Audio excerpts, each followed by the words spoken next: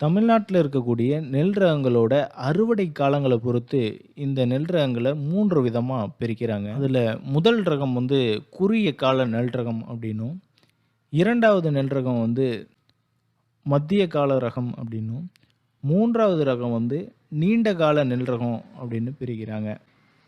இந்த குறுகிய கால நெல் ரகம் அப்படிங்கிறது 90 நாட்கள்லேருந்து 120 நாட்கள்ல அறுவடைக்கு தயாராகக்கூடிய ஒரு நெல் ரகங்கள குறிக்கிறது.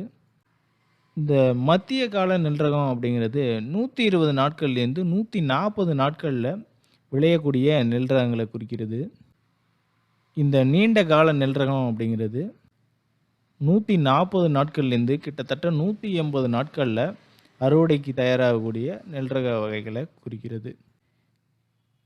இது போன்ற வேளாண்மை பற்றிய தகவல்கள தெரிந்து கொள்ள, உழவனில் ஒருவன் சேனல சப்ஸ்கிரைப் பண்ணி, பெல் ஐகான கிளிக் பண்ணி ஆல் அப்படிங்கிற ஆப்ஷன செட் பண்ணிக்கோங்க.